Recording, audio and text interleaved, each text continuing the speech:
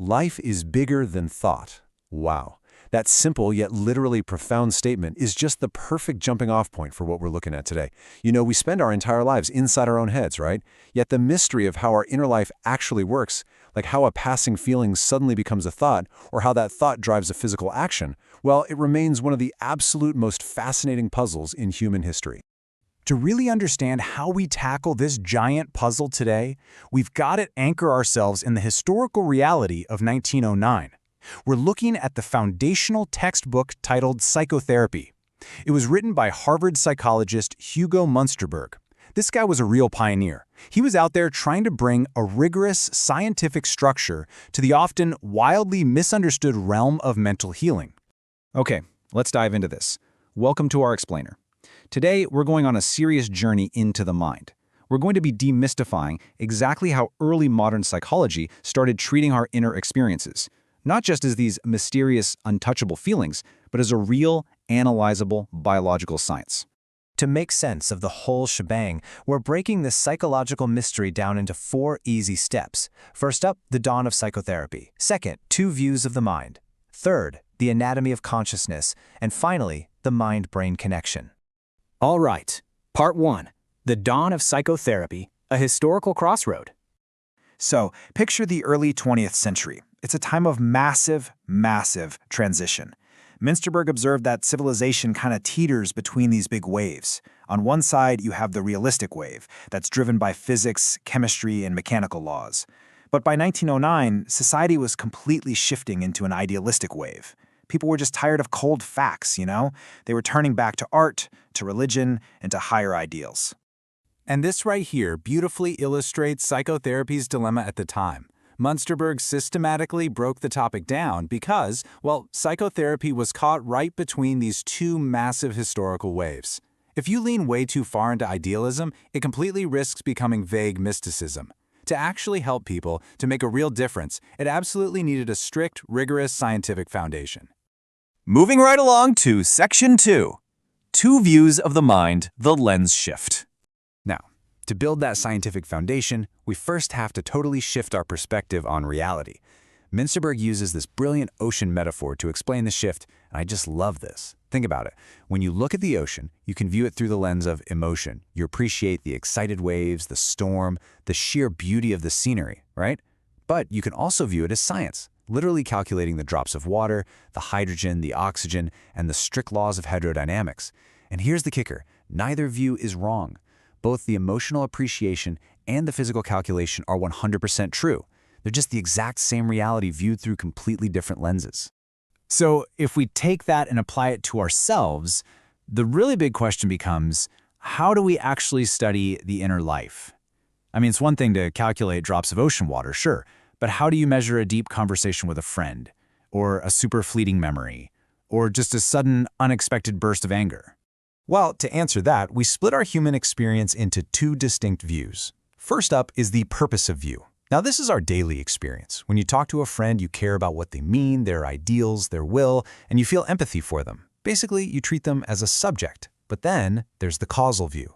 This is the cold, structural lens of the scientist. In this view, you treat the mind purely as an object. You look at its structure, its physical elements, and the actual psychological processes that are causing those thoughts to happen. Which brings us to Section 3, the anatomy of consciousness, deconstructing the mind. All right, here's where we put on our lab coats and dive headfirst into that causal lens. Because to understand the mind scientifically, psychologists have to do exactly what a biologist does to a physical organism. They have to tear complex mental structures into tiny pieces. They isolate mental tissues and cells. They literally treat abstract ideas and raging emotions simply as physical sensations, measuring their rhythms, their relations, and their vividness. They take your absolute most complex, overwhelming emotions and break them down into their atomic building blocks, which, when you get down to it, are ultimately just private, fleeting sensations. Let's actually walk through a literal, step-by-step anatomical breakdown of perceiving something as incredibly simple as a table. Now, to the purposive mind, it's just a table, right? But to the causal, psychological mind, it's this massive construction. Step 1, you have the pure visual color sensations hitting your eye. Step 2, as your eyes scan the edges, you experience eye movement tension. Step 3, Those sensations trigger a memory of how you actually use a table. Step 4. You might even have these phantom sensations of joint or muscle pressure, just from the memory of resting your arms on it. So seeing a table is actually an aggregate of thousands of tiny mental events happening in mere fractions of a second. It's wild. Munsterberg beautifully describes our consciousness here as an aggregate of thousands of mental tissues, and yet made up from the stuff that dreams are made of. I mean, think about what you should really take away from this. Even your most profound sense of self, your very identity, it's built entirely from these complex, microscopic, totally fleeting sensations. And that sets us up perfectly for Section 4, the mind-brain connection. This is the climax of the argument. So, the crucial point is, how does a scientist investigate something they can't physically see or touch or hold on to? Because here lies the single greatest hurdle in psychology. Look at physical objects, like rocks or trees. They're common property. We can all see them. They last through time. If you leave a rock on the ground, guess what? It's there tomorrow. Its atoms might enter new combinations eventually, but they never just vanish. Psychical objects, however, like a memory or a sudden wave of sadness, are completely private property. They flash up and then they disappear. Every single thought you have is an entirely new creation in that exact pulse beat. You can't just store a thought in some literal mental warehouse. It doesn't physically exist to be measured. And because thoughts vanish the exact second they happen, a causal science of psychology is actually impossible on its own. It needs an anchor. And that anchor? It's called psychophysical parallelism. This is the big theory that there is absolutely no psychical process without a parallel physiological process happening right there in the central nervous system. To explain a fleeting thought, you absolutely must link it to a physical brain state. Basically, the physical brain gives the mental ghost its scientific machine. And honestly, this brilliantly illustrates how we experience this parallelism every single day. Think about it. A cup of coffee quickens the flow of ideas. A glass of wine brings on mental optimism. Tea makes us feel a bit more sociable. And as was apparently a totally everyday example back in 1909, inhaling ether makes your consciousness just fade away completely. So everyday chemical and bodily changes directly dictate your mental flow. But we also see this proven undeniably through pathology. A sudden loss of blood causes the mind to faint. A physical blow to the head wipes out your memory.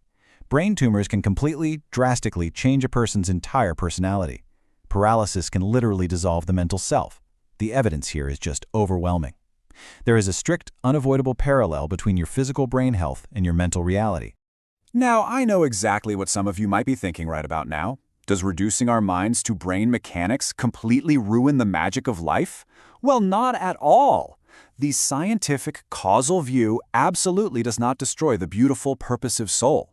Remember the ocean metaphor? Both are completely true. You can map out the precise microscopic neural pathways of love in a lab and still go out and experience the profound, world-shaking poetry of actually being in love. There's simply two complementary lenses on the exact same beautiful reality. Which leads me with one final question for you to ponder, long after we wrap up this explainer. As you sit there right now, listening to my voice, are you experiencing your thoughts as a purposive human being seeking meaning? Or are you experiencing them as a brilliant, inevitable, causal chain of nervous system reactions?